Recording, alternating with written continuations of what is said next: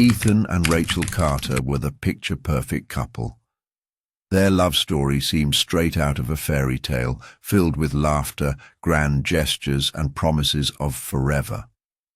Their wedding had been an extravagant event, with friends and family, celebrating their union in a lavish ceremony. As they left for their honeymoon, everyone believed they were about to embark on the happiest days of their lives. The couple chose a luxurious resort on a secluded island, a paradise known for its crystal-clear waters, golden beaches, and private villas surrounded by lush greenery. It was the kind of place where time slowed down, where reality faded into the background, and where newlyweds could lose themselves in romance. From the moment they arrived, Rachel seemed enchanted by the beauty around her. She posted pictures of the breathtaking sunsets, the extravagant meals, and their candle-lit dinners by the ocean. To everyone watching, their honeymoon looked like a dream. For the first few days, everything was as magical as expected. They spent their mornings walking along the beach, their afternoons exploring the island, and their evenings indulging in gourmet cuisine. The resort staff noticed how Ethan always had his arm around Rachel, how he pulled out her chair before she sat down, how he seemed like the perfect husband. But then, subtle changes began to appear. Rachel's social media posts became less frequent, her once joyful captions replaced with simple, obligatory updates. Staff members noticed that her laughter didn't sound as natural as before. At times, she seemed lost in thought, staring off into the distance.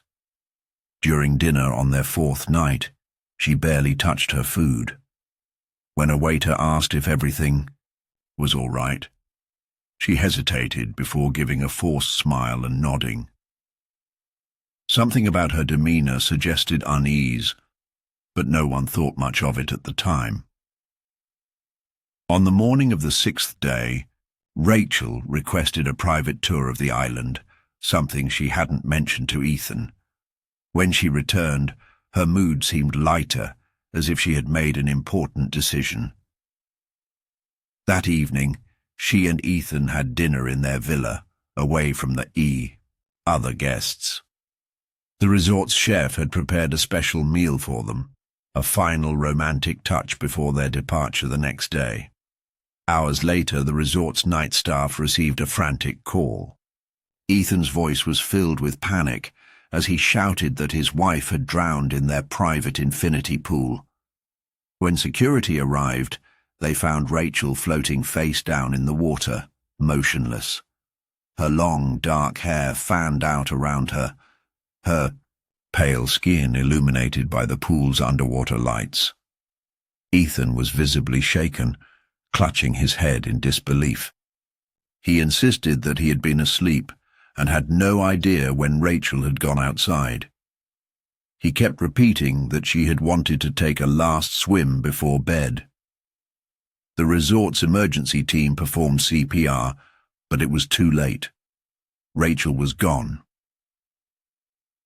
At first, everyone assumed it was a tragic accident. But something about the scene felt wrong. The water was still undisturbed, as if she had been placed there rather than struggling before she drowned. And as investigators began their work, small inconsistencies in Ethan's story started to emerge. The news of Rachel Carter's sudden death spread quickly through the resort, casting a shadow over the once idyllic paradise. The local authorities arrived within the hour, their flashing lights cutting through the darkness as investigators stepped onto the property. Ethan sat on the villa's patio, his hands trembling as he stared at the pool where his wife had drowned.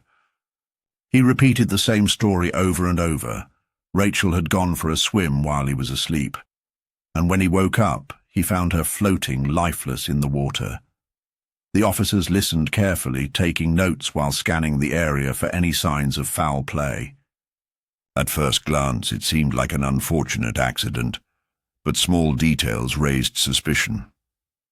Rachel's body was in an oddly rigid position, as though she hadn't struggled. The water was eerily calm, with no sign of splashing or any desperate attempts to escape. A forensic specialist examined her skin and noted no immediate bruising, but there was something about her pale complexion that didn't sit right. As investigators questioned Ethan, his answers became repetitive and oddly rehearsed. He insisted that Rachel had been perfectly fine earlier that evening, that they had shared a romantic dinner, and that she had wanted to take one last swim before heading to bed. But when asked what time he had fallen asleep, his response was vague. He claimed exhaustion from the day's activities had knocked him out almost instantly, yet he struggled to recall basic details about the night. The hotel staff, who had interacted with Rachel and Ethan throughout their stay, were also brought in for questioning. One waiter recalled seeing Rachel that evening, noting that she had barely touched her meal. A bartender mentioned that she had ordered only water earlier that day, looking distracted as if something was weighing on her mind. A housekeeper provided another curious detail. Earlier that afternoon, Rachel had asked about early checkout, something unusual for honeymooning couples. Security footage from the resort added another layer of intrigue. Just hours before her death, Rachel had been seen speaking with a resort staff member in the lobby. The conversation appeared intense, with Rachel glancing over her shoulder nervously before walking away. The employee in question, a local named Marco, was brought in for questioning. He hesitated before admitting that Rachel had confided in him about something personal, but out of respect for her privacy, he had promised not to share details. As detectives pressed further, Marco reluctantly revealed that Rachel had seemed troubled about her marriage. She had asked about boat schedules and alternative accommodations, suggesting she might have wanted to leave the island before her planned departure. This information changed everything. If Rachel had been considering leaving, why would she suddenly decide to take a late-night swim alone? Toxicology reports arrived the next day, revealing a chilling discovery. Traces of a strong sedative were found in Rachel's system. The amount was enough to cause drowsiness, possibly unconsciousness. Suddenly the drowning theory didn't seem so simple. Someone had drugged Rachel before she entered the water, and the only person with her that night was Ethan. The discovery of sedatives in Rachel's system changed the course of the investigation. What initially seemed like a tragic accident was now looking more like a carefully planned crime. Investigators turned their attention to Ethan, the only person with Rachel that night. If she had been drugged, the question was no longer how she drowned. It was who had given her the sedative and why. As authorities dug deeper into Ethan's background, troubling details began to surface. Just weeks before their wedding, he had taken out a large life insurance policy on Rachel.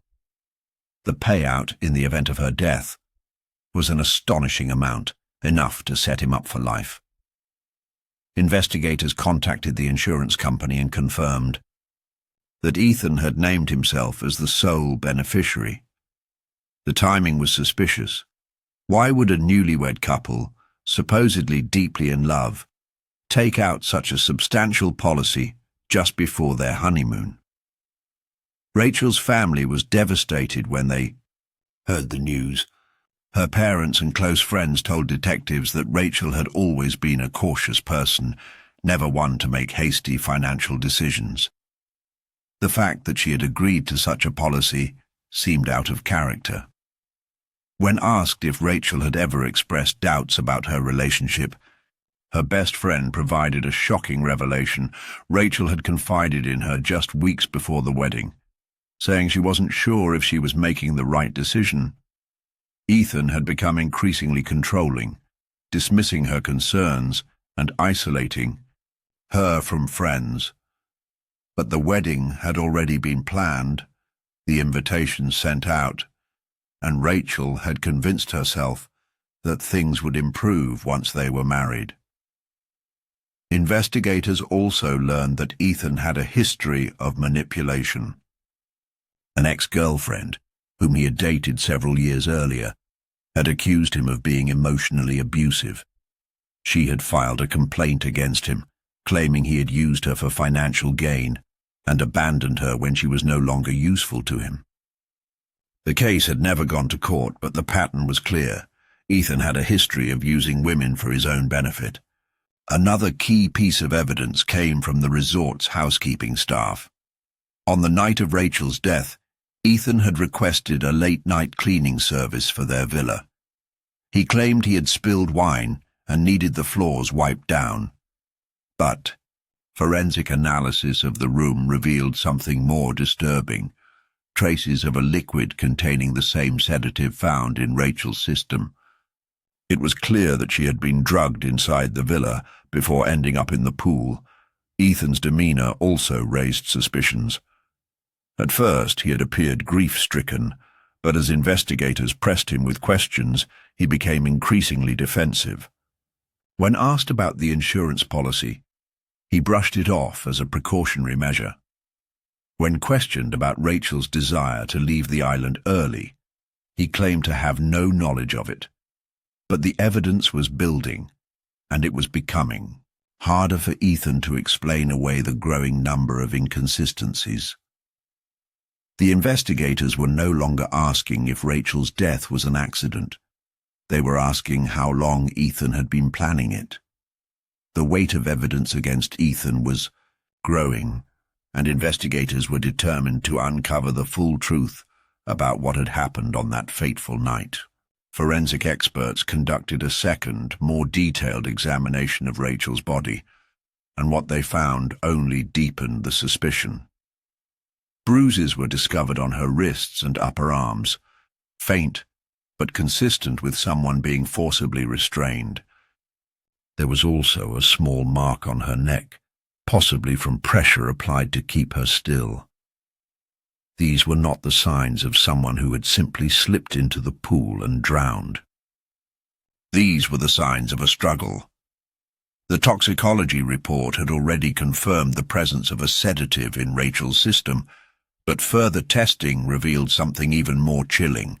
The dosage was high enough to make her semi-conscious, but not to kill her outright. This suggested intent.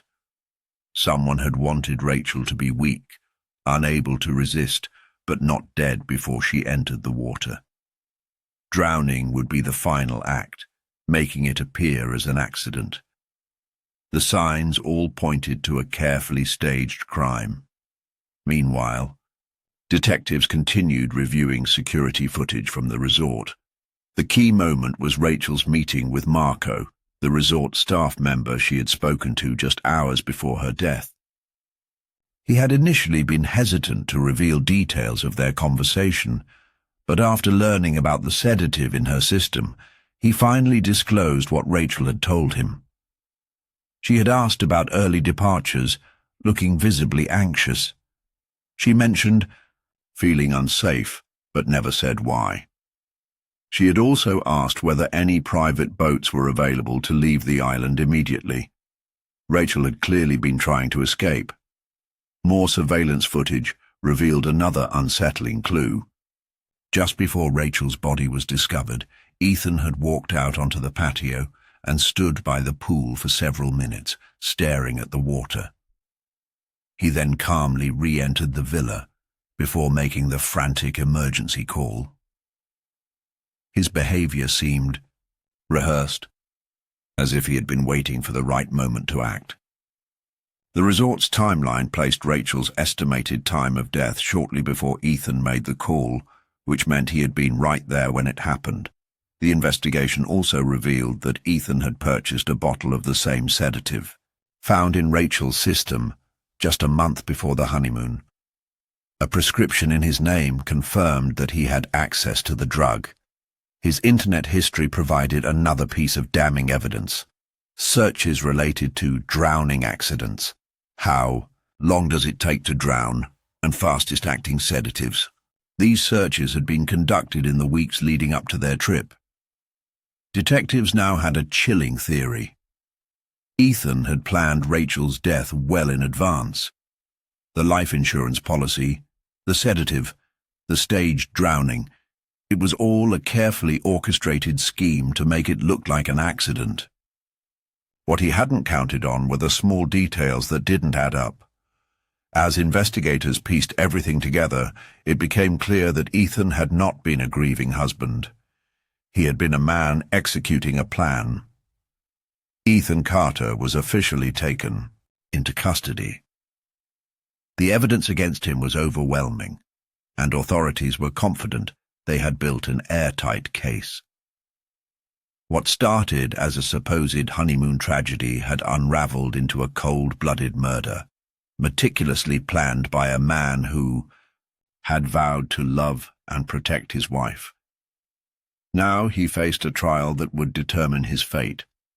The prosecution presented a compelling case. They detailed how Ethan had carefully plotted Rachel's death, ensuring every step appeared accidental. The life insurance policy, taken out just weeks before their wedding, was the first red flag. The resort surveillance footage showed Rachel's growing unease, her secret conversation with a staff member about leaving early, and Ethan's calculated behavior leading up to her death. But the most damning evidence was the toxicology report. The sedative in Rachel's system had been traced back to a prescription filled under Ethan's name. It was no coincidence. Forensic experts testified that Rachel had not drowned accidentally. The bruises on her wrists and arms suggested she had been restrained. The small mark on her neck pointed to possible suffocation before she was submerged. The fact that Ethan had searched online for information about drowning and fast-acting sedatives only strengthened the case against him. Every detail suggested that Rachel's death had been carefully orchestrated, not a tragic accident as Ethan had claimed. The defense attempted to argue that Ethan was a grieving husband, caught in a terrible misunderstanding. His lawyers suggested that Rachel may have taken the sedative herself, possibly to relax or sleep before her late-night swim. They questioned whether the bruises on her body could have been caused by an accidental fall or by rescue efforts when she was pulled from the pool, but the evidence told a different story, one the jury could not ignore. Rachel's family sat in the courtroom every day, watching as the trial unfolded. They listened to the testimonies, the forensic reports, and the emotional recollections of Rachel's closest friends. Her best friend tearfully recalled how Rachel had second thoughts about marrying Ethan, how she had noticed a change in her demeanor leading up to the wedding. Rachel's mother described her daughter's excitement for the future, making it clear that she had no reason to take her own life or be careless on the trip. Every word reinforced the truth. Rachel had wanted to live, but Ethan had taken that choice away from her. After weeks of testimony, the jury reached a verdict. When the judge read the word guilty, a heavy silence fell over the courtroom.